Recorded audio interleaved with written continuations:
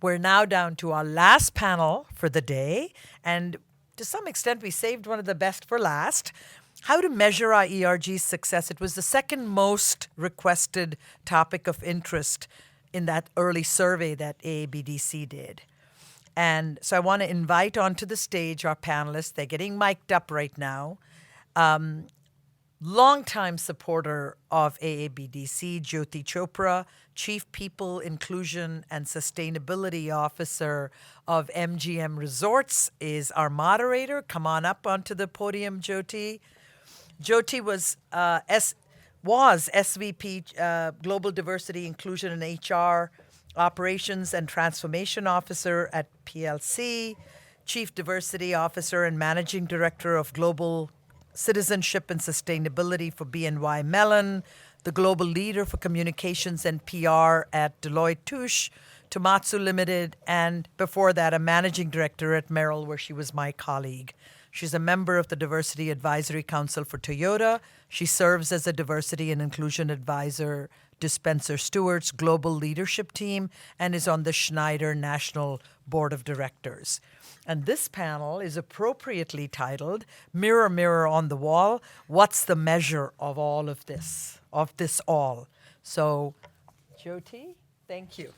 Thank you very much, Suba, for the lovely introduction, and a very good afternoon to all of you. I hope everyone has been enjoying today's session. It's fantastic to be here, and I just want to congratulate John, you and the team, on curating a remarkable forum and much needed dialogue and discussion on the topic of enhancing the employee experience, employee engagement, and advancing the work of employee resource groups. Excited to be here with my colleagues. I came in from Las Vegas to be here with all of you today, and I recognize that we are probably the only thing standing between you and a nice glass of wine. But we're going to have a fantastic conversation on a really important topic of measurement, KPIs, ROI, and metrics. And the hope is really that you'll leave here with some thinking, some ideas, some insights in and around some of the leading practices that have worked in different organizations and constructs that have found to be effective, and that you could perhaps take them back to your own organizations and look at applying them. But I wanted to start out with a little bit of context. We know that from the last couple of years and what has happened in the pandemic, that there's been this heightened focus on employees, sort of this human-centered design notion, the employee experience, empathy, and the world of work and the ways in which we work. And so the role of the employee resource groups, employee network groups, in many ways has never been more important. They serve as catalysts and as sounding boards. And so we're going to get into some of this and really have a good conversation around how do you measure and get the most out of them. So we've got a fantastic panel here. I want to welcome my colleagues here, Amy Hove from Bank of America, Smita Pillai from Regeneron, and Shashank Modi representing the Boston Consulting Group. So you've got 4 very different industry sectors, types of companies and organizations. So I hope you'll make most of the conversation with us. And I'm going to get us started by first talking about the models of employee resource groups. And sort of theme 1 for us is reflecting on the right model and the evolving model. And so to get us going, you know, as you reflect on your experiences in advancing diversity, equity, and inclusion, and some of the best operating models and constructs for ERGs. You know, tell us what you've seen, what you've learned, observed. You know, what is the right model in today's environment for an ERG? Because I think that's sort of a critical infrastructure piece before we get into measurement. So, Amy, maybe I'll start with you and others patch in. Sure. As a quick background, I run Bank of America's Parents and Caregivers Network. We have over 24,000 members globally. We've got 6 chapters in Asia Pac, probably like 6 or 10 in Europe. I start losing track, and then we've grown so big. When I started running the network in 2020, we were at 13 to 15,000 roughly. So we've grown significantly, going to the discussion of KPIs.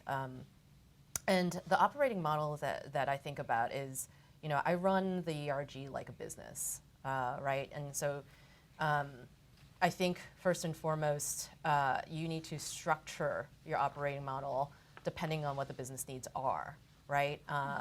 And so first and foremost, I think like strong COOs are really, really important. Not only because you need them to help you structure the work that's ahead of you, whether that purpose is, going through the pandemic, how to get a work-life balance when your kids are at home, remote learning, things like that. So the COOs are incredibly important. But something interesting that we did, we created roles for strategy. So it had never been done before. We went ahead, we got 2 people. I actually tapped a friend in the corporate strategy group to come over to my ERG and be co-lead for strategy. And then we also tapped our financial gerontologist on the caregiving end to co-lead the strategy. And what they helped us do was think through not just operating model, how do we operate during the pandemic, how do we operate when we return to office, which we started doing in 2021, but also what do we need to tackle? Because in the parenting and caregiving world, especially with isolation, quarantine, things like that, and then coming back out of it, like what's top of mind? What do we need to think about in terms of programming?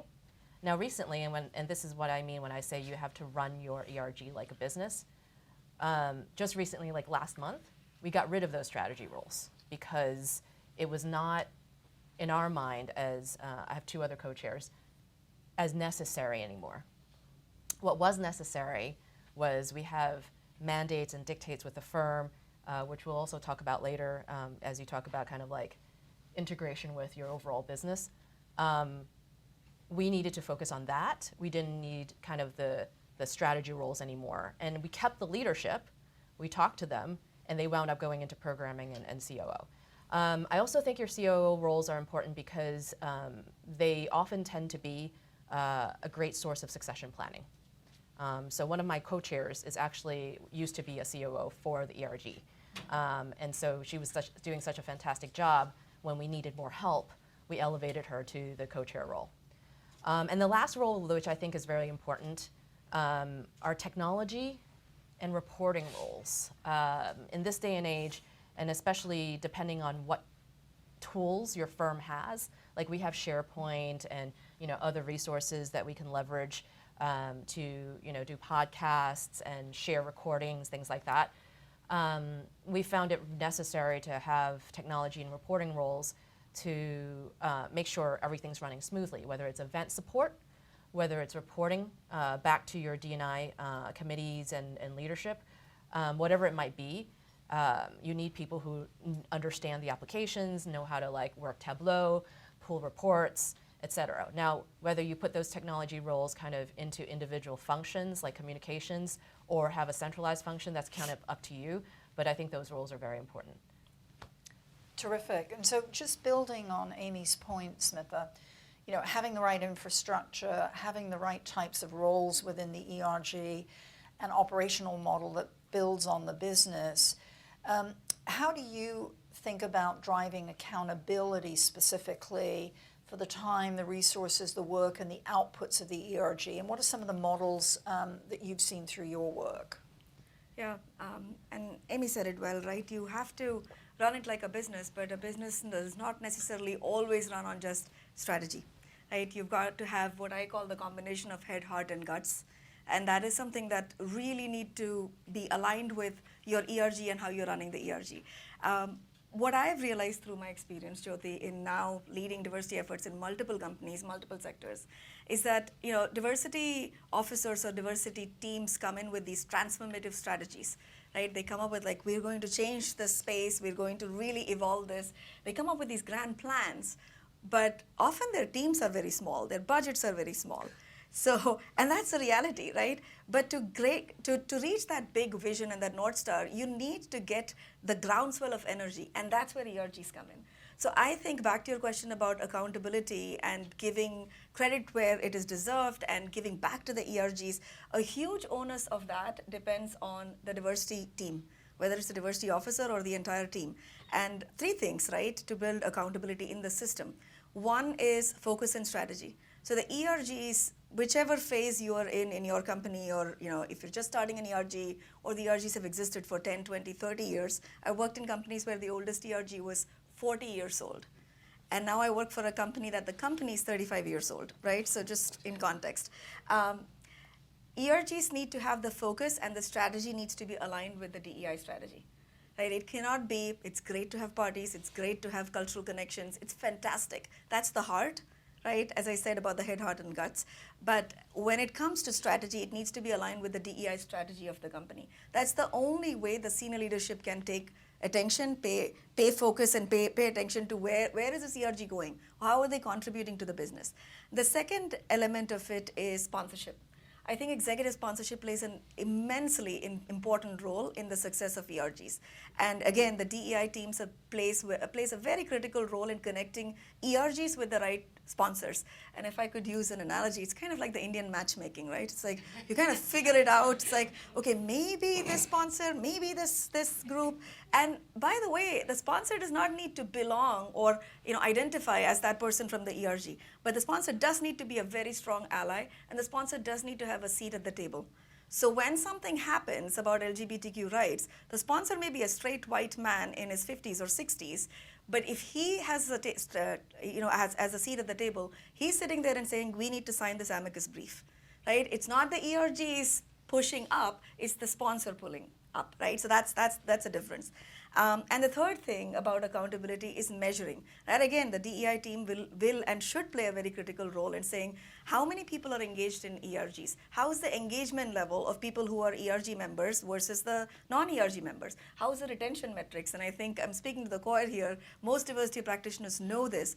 But the more you can bring the metrics forward to the organization and say that because of these 9 ERGs that we have and 5,000 plus people engaged, do you know that the engagement scores are X% higher than the non-ERG members? Do you know that the retention scores are Y% higher than the non-ERG members? Right? Do you know that this ERG is now contributing to this scientific innovation in the lab because they connected the needs of the African American community to sickle cell research? I'm just bringing an experience from my own current experience. So I think bringing that business value back to the senior most leaders, that brings accountability and metrics. So, and again, things evolve as ERGs evolve, but I guess that's the starting point of an answer. That's great.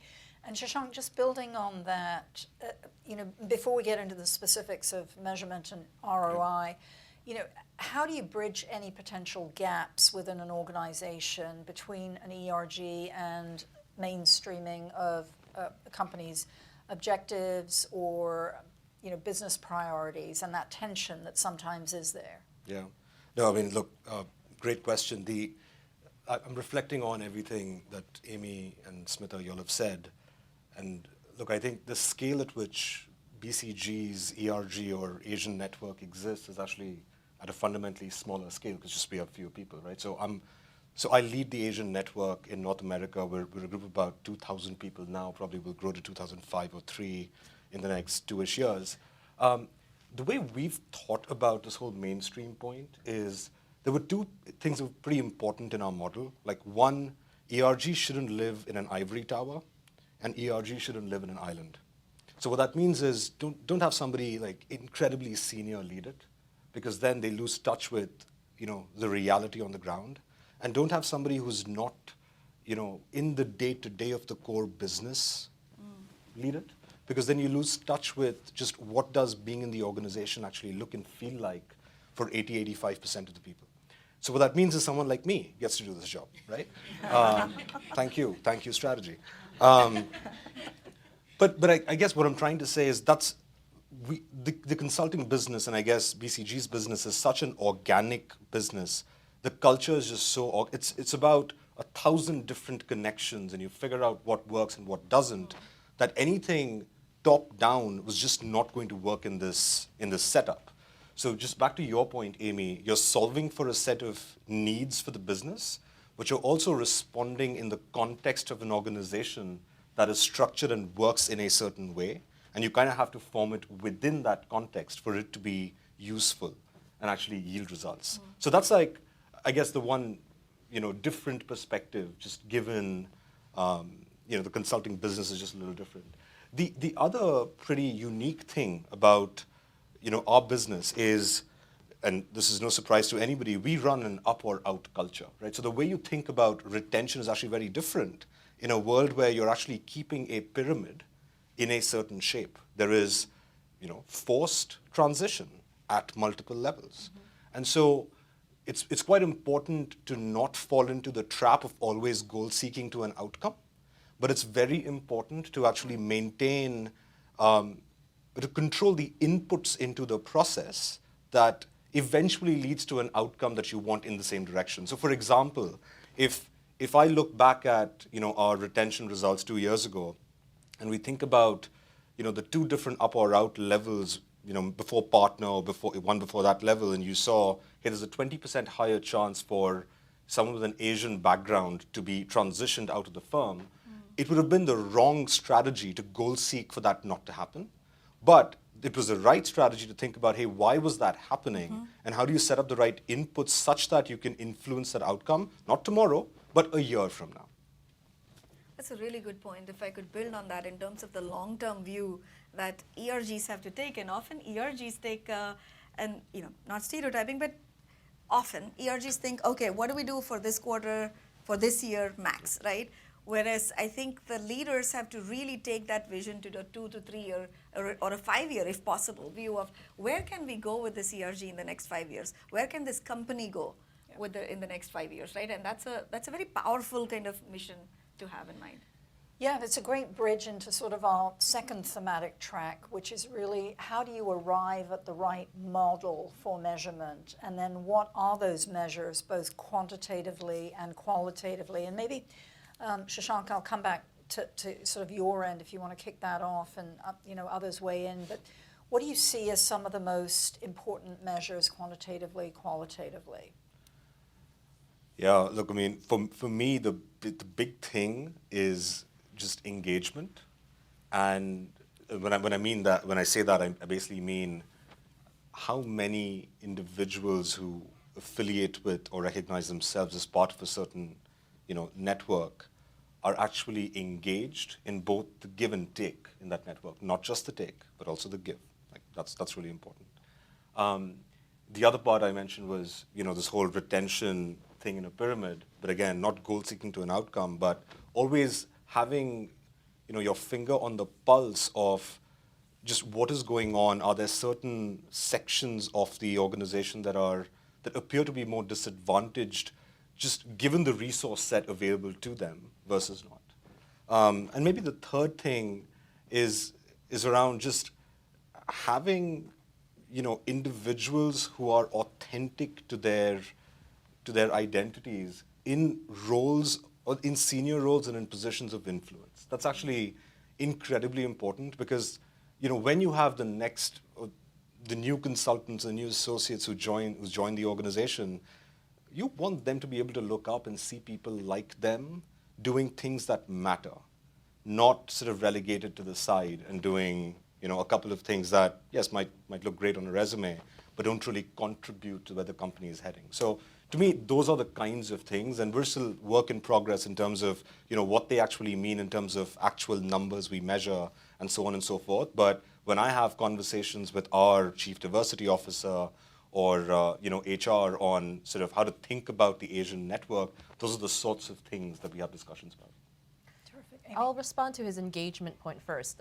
This day and age, especially on some of the communications metrics, it's not just about like the number of newsletters and things that you send anymore. You have the ability in some places and the technology and the tools to, for example, count the click-throughs, right? You can, for example, also see the likes and the viewership of your recordings and your podcasts. So there's actually a number of various ways you can measure engagement besides kind of how many people attend an event, right? Especially through the pandemic when basically no one's attending an event in person. It's those typical pre-pandemic ways of kind of measuring engagement. Some of them no longer hold, or some of them need to be thought about in a different way. Something else I wanted to bring up are measurements that people typically don't think about. And going back to how you align yourself with a business, I think I'm in a somewhat unique position because I do a lot of behind the scenes work with both Asian Leadership Network and other networks, but I head Parents and Caregivers Network, right? And so some of the things that I like to look at and is, for example, we are the #1 user of our employee assistance program. I don't know how many other companies have it, but we have an EAP program where you can get free counseling and things like that. Oftentimes, 90% of the events that parents and caregivers run, we can bring in an EAP specialist. If we're talking about, a pandemic-related issue, for example, we can bring in an EAP specialist to talk about, grief, dealing with grief, the stages of grief, things like that. And that's something that we kind of track, and that's something we're trying to share with other ERGs within Bank of America to say, you guys can leverage them as well, because for us anyway, we have that strong relationship and we use them as a benefit. So that's available to us. Other ways, and I think, AABDC and John has touched upon this before, but intersectionality with other ERGs. I mentioned before, I do a lot of behind the scenes work with ALN. I measure my ERG also by, are we thinking about the diversity of parents and caregivers that we have? One of the priorities that we have for this year, and that we're hearing from feedback from our membership, we haven't done enough on single parenting, in a world where, especially after the pandemic, you have 50% rates of divorce and that sort of thing. Like, there are a lot of single parents. And so that's going to be kind of one of our priorities this year. And measuring, how many, are we working with Disability Action Network when we think about doing a panel on special needs? Are we working with LGBTQ if we're going to do a panel on bullying, things like that? We looked for those intersectionalities, and we look to share and collaborate, divide and conquer. And so that's another measurement that I think is really important. Do you look at, any of you, measures around promotion rates of the composition of your membership base, or how many of them had mobility assignments, stretch assignments, had geographical moves? Are there any dimensions like that you look at? Yeah, so I can take that.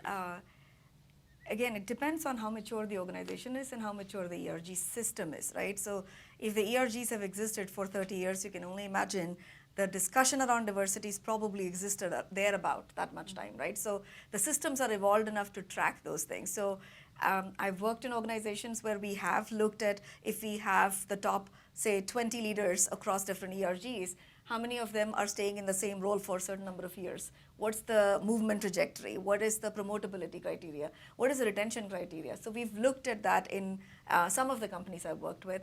But I think if I may go back to the question of how do you measure the success of an ERG, I think, again, we've got to meet ERGs and companies, frankly, where they are in their evolution, right? So for example, in my current company, we've established the DEI strategy in 3 very, very distinct but very interconnected pillars. And the pillars are around better workplace. So DEI will lead you to a better workplace, better science, because we are a science company. So the idea is that the science is the heart of the company. So better workplace is not a tick in the box exercise. We have people from different backgrounds, different scientists, so that they can contribute towards better science.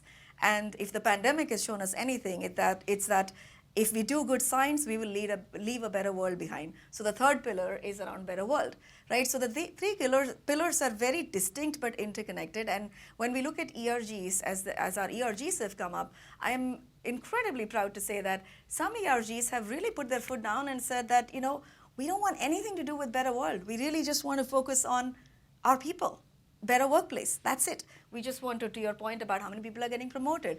Are we getting advancement opportunities? Are we getting mentoring, sponsorship? And that is fine. So their accountability metrics is around workplace. there are some ERGs who have stepped in and said, we really want to contribute towards better science. How are our clinical trials? Are they diverse? The investments that we're making in our labs, are they towards disease states that disproportionately impact underrepresented minorities or certain groups more than the others, right? So then the ERGs are measured on how are they, again, they're volunteering. They're saying, we want to have metrics that contribute towards better science. And then there are ERGs who are saying, for example, our Middle Eastern North Africa ERG that is just formed about 6 months ago, they were the first to raise their hand and say, everything that's happening in Iran, we want to bring awareness around women's rights and international women's rights and the mental health crisis that is causing employees who have connections in Iran and the Middle East. So they're doing something around that next week, right? So they're talking about better world. So all that to say that the way the accountability metrics is set up, we can't, and I'm speaking from a DEI leader perspective, we can't sit in, to your point, in an Eiffel Tower somewhere and say, these are the metrics by which we will measure ERGs. And I'm sure, Jyoti, you absolutely relate to this, right? You have to talk to the ERGs and say, does this make sense for what you're trying to achieve? And does this kind of capture the passion and the energy of your members? And then create metrics that makes it worthwhile for them. So. Yeah. And if I may, I'll add a little perspective from MGM Resorts where I work. We have a relatively new ERG that was formed. It's called Planet Protectors, which is all about sustainability, protecting the planet, environmental, social governance activities. One of their metrics is driving volunteerism, and they're doing things like cleanups, right? So they'll organize big cleanup events, and one of their key metrics is the actual number of volunteer hours and how many volunteers we have. I'll also add some business and client metrics. This actually goes to some early work Sub and I did when we were at Merrill Lynch, and then that I did when I was at Bank of New York Mellon. But looking at, for example, leads that were generated through client referrals, what percentage of those got converted into new business relationships that then translated into actual sales or revenues for the company. So those are some other dimensions that you might want to look at. At MGM Resorts, we have a lot of our ERGs that are working with diverse organizations, and we have an effort to convert some of those relationships into hotel and convention sales. So for example, we'll bring organizations like the NAACP into Las Vegas, and with that comes a hotel, large group reservation, room reservations. All of that translates downstream into revenue impacts. So we actually track that. So I think to your point, you've got to look at your business model. What are some of the sales customer drivers? And some of it may even be just prospecting, where you're generating leads that then directly or indirectly help the business. As ERGs evolve and mature, how should the metrics evolve and change? Any thoughts around that? Maybe I'll start. So the way I think about maturity here is it's normally start off as unofficial networks, gradually become official, and it's focused on affiliation. You then move from affiliation to programming around advancement. And then over time, you have a structured program, and you get defined as an ERG. Like that's sort of the mechanism. And then as organizations get larger, the role of that structure changes. So you can become, in larger organizations, like actually have an organization that drives that. In smaller organizations like mine, you work with the existing structure, the existing organic structure to drive it.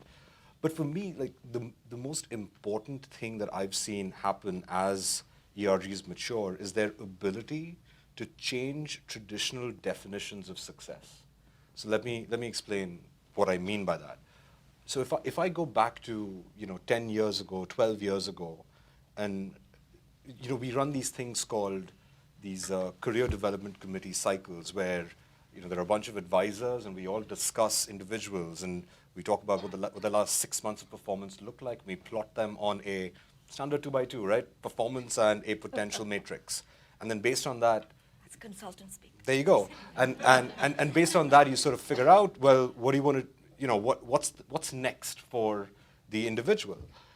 But then over time, you realize that, hey, the only reason people get put in on a certain point in the potential access is if they can hold a glib conversation with a set of clients very easily, most likely about, the football game that happened yesterday. I have no idea what that is, for instance. They're able to raise their hand and sort of contribute where no one might directly ask them. And so think about like how most of you have grown, how I've grown up, where does the squeaky wheel get the grease, or does the head that stands up get chopped off? And so it just depends on how you've been Culture. raised and what is the cultural context in which you've operated, and how you operate in an organization in the US is a function of all of that. And to not take that into account when you put people on a performance potential consultant speak matrix is wrong. It's technically criminal. And so the key thing the thing I'm really proud about is like as we have those conversations, we've managed to embed context, right, versus pure data. And that has been, I think, transformational for our organization. And, given the nods I'm getting, hopefully is for a lot of your organizations over time. Yeah, Smita, I can't match the consultant speak, but I'll try. One of our biggest fear as we were preparing to follow the youth panel, right? Back there, it was like we'd be introduced as the older panel. So we were like, and then we were like, we're going to own it. If we do that, we're going to own it. So anyways, hopefully you're learning from some of our collective experiences here. So I think back to your question about, how does it evolve, the accountability metrics. I think when ERG started, if it's a smaller company or if it's just a newer company, forget the size, but it's simply about how many ERGs do you have? Do you have the right sponsors? How many members do you have? I have 200, I have 600, 1,000. Like it's very basic, and that's good. But as you evolve, it's very important for ERGs to have metrics that will contribute back to the business, right? It could be as simple as, for example, we have a disability ERG, and that could be about, do you have basic disability etiquettes in the company, right? You can say that, you cannot say that, stay away from saying this. Or are you taking part in certain benchmarking, right? Like the equality index or the gender equality index, kind of going in that maturity curve of are ERGs contributing towards taking your business to the next level. And then, the examples you gave, Jyoti, is like really kind of at an evolved level where are you truly bringing, at some point revenue or relationship equity to the company? Or, in our case, for example, if it is you're going out there and connecting with scientists and academia and, countries in some cases to bring in that relationship to take science forward. That's like a very evolved level of metric. But throughout that, I think the core of employee resource group is exactly that first alphabet. It's the employees. Right, you've got to make sure that the colleagues who are contributing most of the times, unless there are some West Coast companies who are offering pay for ERGs, right, for the hours given, but most companies ERGs is voluntary work. So the heart of the ERGs has to be the people who are putting their time voluntarily. Are they growing, right, regardless of where the maturity curve is? And I think everyone here agrees. What is the ROI for the people who are putting in their time and energy into this? Well said. Amy, anything you'd like? Great answers. I'll add to it just to say I don't think the environment ever stops evolving. I actually think once you're more mature, I think a great measure of success is how well you manage change. Are you able to pivot quickly? Do you have the leadership team in place for succession?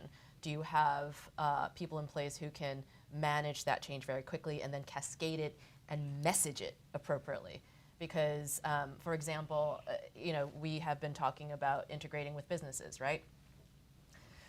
Shouldn't be no secret to anybody, but we're in a very expense-managed environment right now. I am playing second string to Mr. Alan Chen. Shout out to Alan Chen. He's down in Georgia. He's like, you're in New York. You're going to take this one. I'm like, okay. And so we need to think about that too. Like it would be very inappropriate, I think, of us to be like hosting grand parties with, in this type of environment. So how do we serve our employees, but in a sound way that delivers on the things that they need, the support that they need, especially as parents and caregivers, and at the same time do it in an expense-managed way, right? And how do we message that to our members? Because the message should not be, oh, we're taking something away, right? The message should be, look, we know that things are hard now. Things are hard for everybody. We continue to be here for you, and here's how we're going to do it, right? And so I think any ERG, any business should be thinking about that, and not be blind to what's going on in their business, to their membership, to the broader macroeconomic economy. Well said. I'm going to bridge out in a moment to the audience, so have your questions ready. Perhaps one final question. Amy, maybe start with you and we can go down the line. How do you define success at the end of the day, ultimately, for an ERG? What are some of the critical success factors? What is it that will constitute success? I think managing change, definitely, whether you're still able to serve your population. But sometimes the metrics, we talked about both qualitative and quantitative metrics, right? The quantitative metrics are easy, but they only give part of the story. I think part of the reason why parents and caregivers is such, a so close to my heart is because I get some of the most personal stories. People whose mom or dad has Alzheimer's. And for caregivers, it's hard. For parents, you can put up pictures of your kids. You can talk about things that you did over the weekend. Who wants to talk about, hey, I had to change my dad's diaper over the weekend, right? Like it's very, very difficult. And so for me, like when that feedback comes back to me, I didn't know we had this benefit.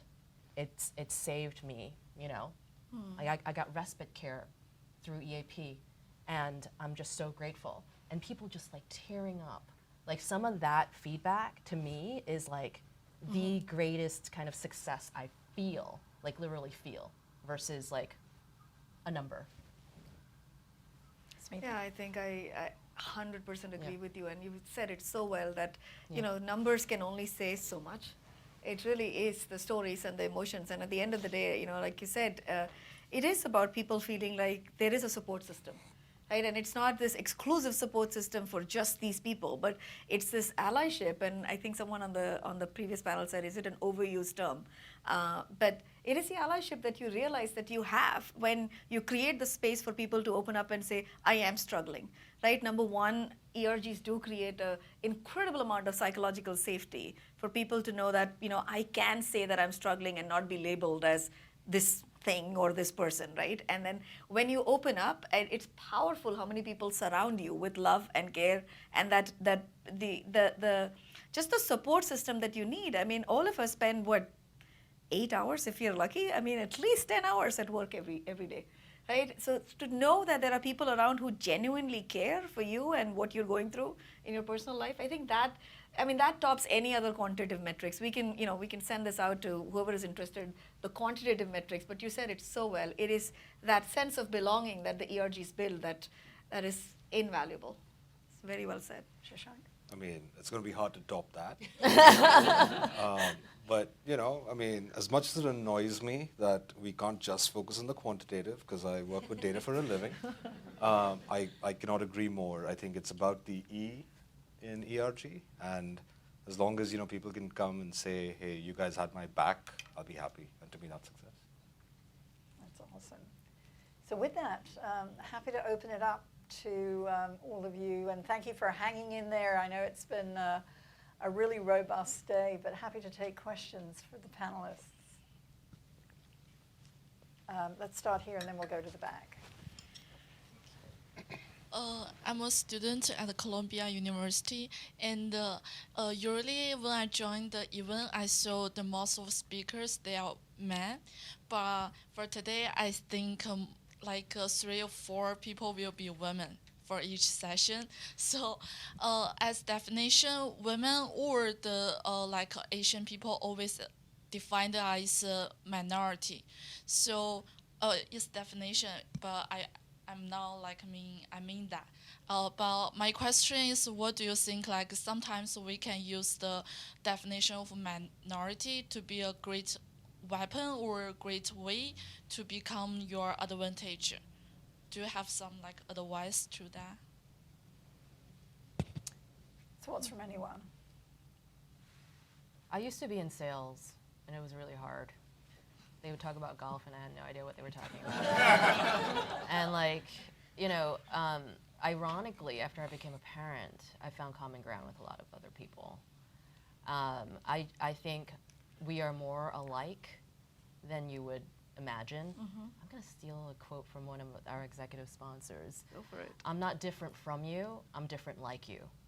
I Beautiful. mean, stick with it. Yeah. You're whether it's a white heterosexual male or whomever, there's always going to be some commonality, things that you care about. I think just if I could, if I understood your question about, first of all, the term minority, so it all depends on the context you're in, right? I mean, I could be considered minority in this country, but go back to my country with 1 billion plus people, I'm definitely not minority, right? So that in itself is, but I think the important part about your question, if I'm understanding you right, is that should that be used as a weapon, or should that be, and if that's the question, is that right? It kind of becomes an advantage. Yeah. Yeah, I would say DEI already is so politicized, right? We should stay away from anything to do with, using that an advantage or using that as a weapon, anything like that. We should really be back to your point about core to who we are, and then be confident and comfortable in who we are. And really, when we open our eyes, we'll see that, we have so much more in common. I mean, Amy and I, we just met now, and right here, as we were getting mic'd up, we realized we have 3 kids, exactly the opposite, right? Like, she has a girl and then twin boys, same age, a boy and twin young girls, right? It's like, I mean, we have so much more in common now. It's like, so I think that's the way to look for it. It's a great response. Yeah. I'd like to go to the back of the room, the gentleman in the blue jacket. Thanks. Hi, William Lee. I'm with Con Edison. Hi. Just had a question for Amy. Amy, you brought up intersectionality. Yeah. I was just curious for the panel, how do you plan and collaborate with the other ERGs that are in your respective organizations? Maybe you guys want to take it? I call them. Yeah, no. It is a great point, and I'm glad you brought that up, because especially when you're thinking about focus, right? Intersectionality is very important, because no individual is in just one box.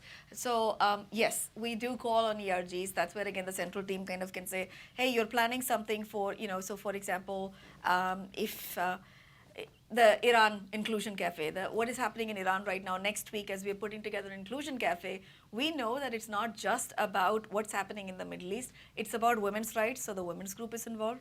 It's about the mental health and the tools that our employees need, our colleagues need, to support each other from a mental health perspective. So our mental health ERG and our EAP resources, everyone's coming together into it.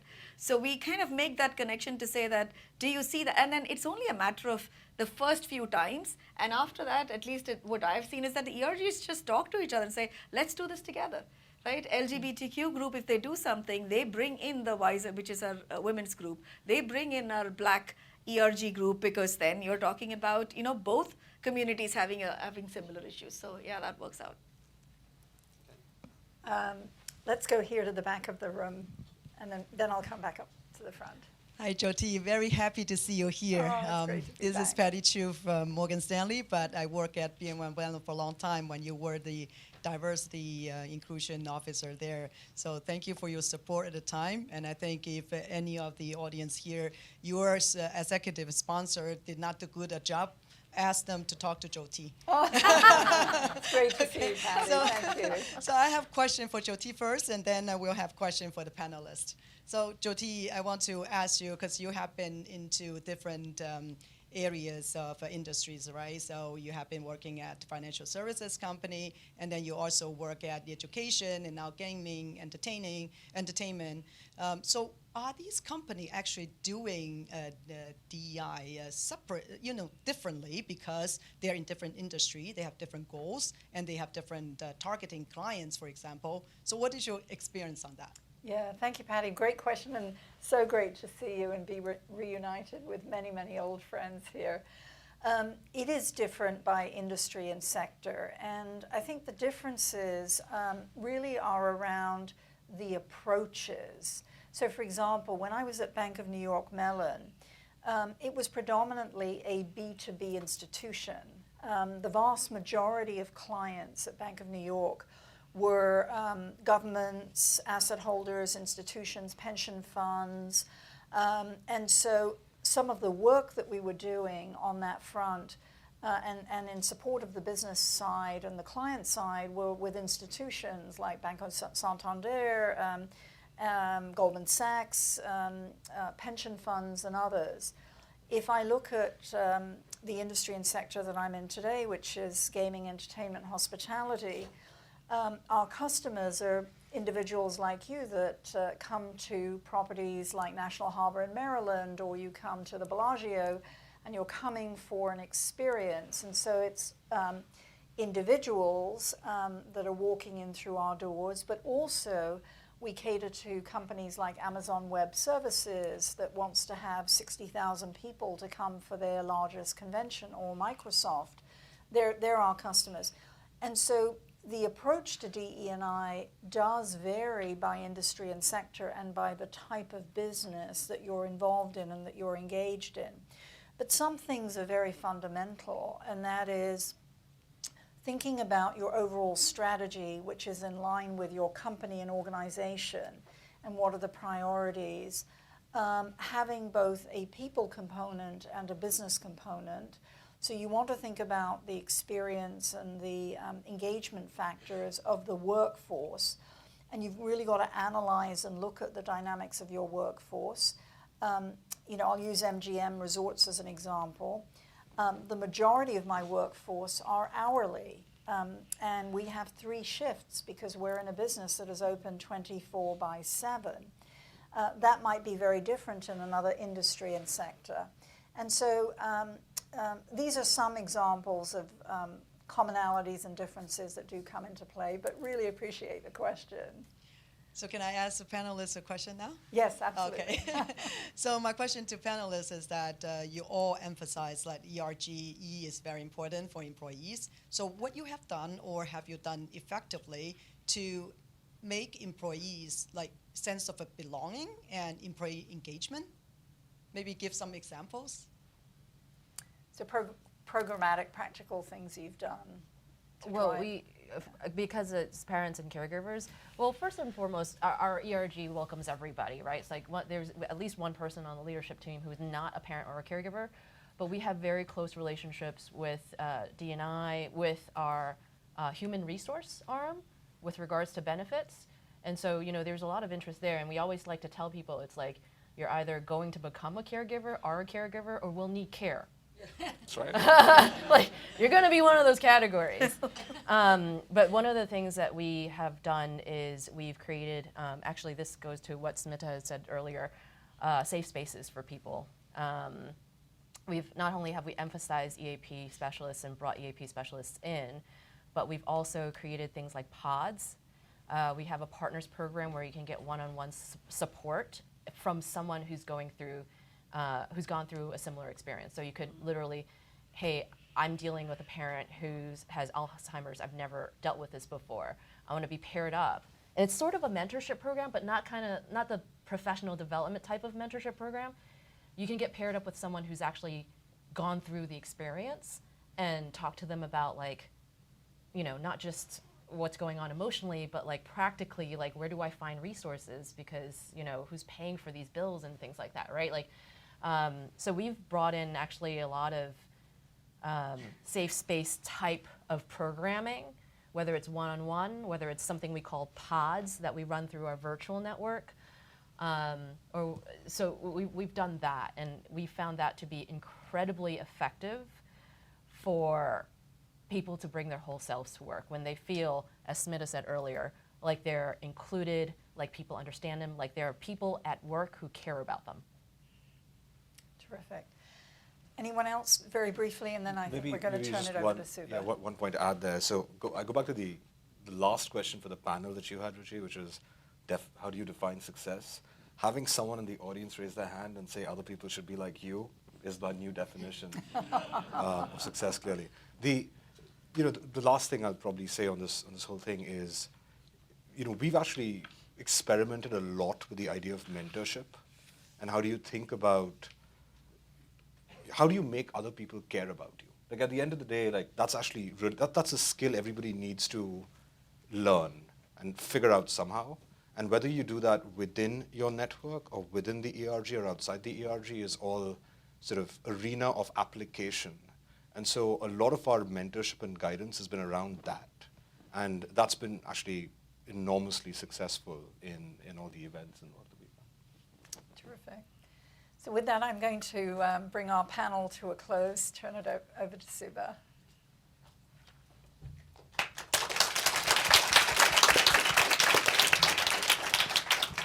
We told you we saved the best for last. Thank you. But because, ultimately, being able to articulate all this wonderful work that ERGs do in a way that shows impact in organizations is the way to continue to keep building on it and doing it. Because both the organization and the individual members of the ERGs need those wins, and they need visible wins for them. So thank you. I really appreciate it. We were talking, Shashank, earlier while you were getting mic'd up about, the fact that, as organizations are looking at ways, what are all the different things that you can measure? One of the interesting ones we found in best practicing companies are not only measuring or asking for a diverse slate of candidates and a diverse slate of interviewers, but then actually holding the hiring manager and the ones that did the interview to both document why they hired the person they hired, but also tell you why they didn't hire the other people. That little piece, if you can get people to take 15 minutes and fill out that survey that says you interviewed 4 people, you made the offer to 1, you turned down 3.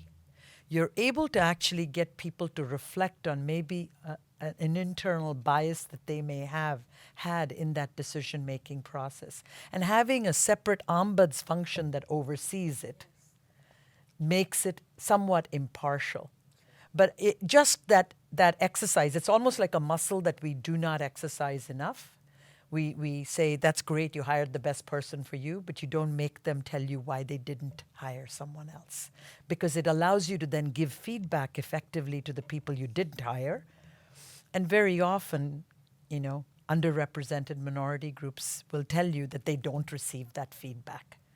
And they don't receive it in a timely fashion. So that was one best practice that we noted, that we thought it would be interesting to measure that and see if you do that more frequently, do you then change behavior both on the parts of the hiring managers and the decision makers, and do you have a way to build a pipeline of people you've turned down now, but maybe you will look at down the road somewhere. But anyway, thank you so much for that. Will you again join me in giving this panel a wonderful round of applause?